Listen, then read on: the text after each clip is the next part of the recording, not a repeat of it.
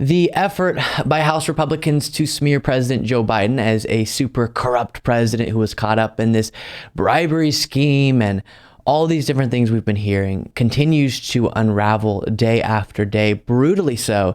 And I have an update on that for you today. So the House Republican-led Oversight Committee, of course, James Comer being the chairman of that committee, held a closed-door meeting with a witness that was again supposed to be a bombshell witness for Republicans. And this was the former business associate of Hunter Biden, Devon Archer.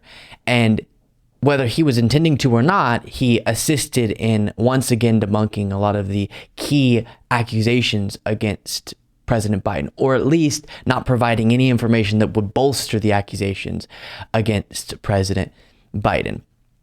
And I'll walk you through Democratic Representative Dan Goldman just shredding the dishonesty from Republicans because he was in this meeting. And now James Comer hasn't released the transcript from this closed door meeting, but Dan Goldman's saying, release the transcript. It's not going to help your narrative whatsoever. So we'll get to a lot of different things on this, but I will talk about, and we'll get to kind of what is the one thing they're taking from this closed door meeting as a win. Other than that, they're being kind of quiet about what went on when it comes to Republicans. And then we'll also look at Andy Biggs admitting, yeah, the key part of our whole narrative against President Biden here, Devon Archer actually directly contradicted. Lots to discuss, starting with Dan Goldman saying this. $5 million bribe. Yes, thank you for doing that. So we did bring up the FD 1023, and he categorically said that he was unaware, had no knowledge of any $5 million payment. So this is him recounting Devon Archer, again, business partner of Hunter Biden in the past, what he had to say about the key accusation against Biden from Republicans, which is this $5 million bribe, or some people will say tens of millions of dollars of bribes to President Biden. Again, no evidence. Payment made to either Hunter Biden or to Joe Biden, and would be shocked if that actually existed. And let's remember, he was on the Burisma board with Hunter Biden. So as a board member, he would have known if Burisma was paying a bribe to any of the Bidens. And we also know that it's not the case because Burisma thought... All right, Congressman. And then Newsmax there cuts away. So that's pretty notable, right? You keep saying that Biden was bribed, but then one of the people who would have very intimate knowledge of that, who was supposed to be your big bombshell witness, or one of them, is saying no knowledge of that. And if I am to speculate, that doesn't seem like it would have happened even if it was outside of my scope of knowledge. Then here's Andy Biggs, a Republican, also acknowledging that was the witness's answer. Can you talk about the bribe at all? The $5 million bribe? He didn't know anything about it. He didn't know anything about that? No, in the 1023, he didn't know anything about that. Do you think today's testimony made it? He didn't know anything about that. You would think that he would, but he didn't. And then just one more clip here from this press conference with Dan Goldman. There is not a shred of evidence of a single conflict of interest of President Biden ever doing anything in connection or in relation to Hunter Biden's business ventures other than advocating for the removal of a prosecutor general who was advantageous to Burisma. The only evidence we have right now of any official action by President Biden in connection to Hunter Biden's business interests is bad for Hunter Biden's business interests. Yep. Something we've discussed in the past. If Biden was bribed to help the business interests of Burisma, why did he do and support and advocate for a policy that did not benefit Burisma based on what Devon Archer had to say? Doesn't make a whole lot of sense. Then we'll get to, in just a moment, one more moment from Dan Goldman during a CNN interview. But what was the win for Republicans in their mind on this? Well, what you'll hear a lot being reported on in kind of right-wing media is this proves what Devon Archer said, that Biden did know about and was a part of these foreign business dealings, because Devon Archer said that there were multiple instances where Hunter Biden while in a social setting with people who he worked with, would put his dad on speakerphone. Devon Archer also said over the course of the decade that he's referring to, this period of time, numerous occasions where this happened, that business never came up. The dealings never came up, and definitely Biden wasn't a part of any of these dealings. But he noted that, especially during, for example, when, and Dan Goldman will make this point as well, Beau Biden passed away, a very hard time for the Biden family. Hunter Biden and Joe Biden were on the phone constantly as father and son.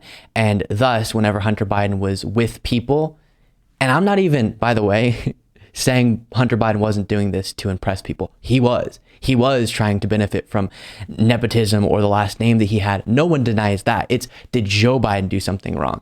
And to be put on speakerphone and say hi, apparently it was small talk, not at all bolstering the narrative that Republicans are pushing for, unless you have proof that he was engaged in business dealings. And that's what time and time again is being knocked down and is not at this point at all been proven to be factual. And so that's kind of what they're taking as C, because he talked to, within the context of being put on speakerphone in a social setting with Hunter Biden, who he was calling a lot at these periods of time. He did technically talk to these business partners who Hunter Biden was with, but okay, maybe not about business, but still it shows that there was something corrupt. No. And I will note again, because I don't at all want this to be forgotten or ignored. We do live in a country where if you have a prominent last name, you get jobs that you probably wouldn't get otherwise. And that's definitely Hunter Biden. Absolutely. That's different than Biden was bribed, and it's very irresponsible to connect the two. And it's very different than Biden was a part of a broader effort to assist in Hunter Biden's business dealings. He was engaged in some larger scheme going on there connected to the bribery accusations. And so that's really important to know. Last clip we'll look at. And I would urge Chairman Comer, rather than to continue to send out misinformation about what transpired in the transcribed interview, to actually put out the transcript, which he can do as soon as he wants. Because I think anyone who reads that transcript, and I was there, so I can tell you what happened, would come away from that believing that Joe Biden had nothing to do with Hunter Biden's business dealings, derived no benefit from it, received no money, and did not know about anything that Hunter Biden was doing, nor did he ever discuss it with Hunter Biden or the business associates. The fact that he spoke to business associates of Hunter Biden to say hello, to have small talk, casual conversation, is not evidence that Joe Biden or Hunter Biden did anything wrong.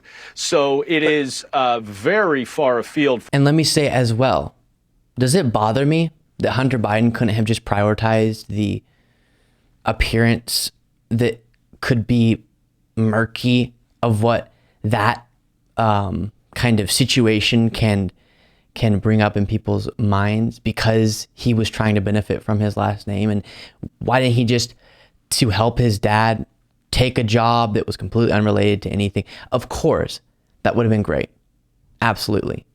But we also see this constantly with everyone with prominent last names. So it's just not notable, and it's not something that justifies further incorrect accusations against Biden. And he hasn't been proven to do anything, definitely not criminal, or even significant wrongdoing hasn't been uncovered at this point in time. But yeah, Hunter Biden was definitely playing the game we see too many people play. We'll end on this, actually. The White House, a spokesman, saying, it appears that the House Republicans' own much-hyped witness today testified that he never heard of President Biden discussing business with his son or his son's associates or doing anything wrong.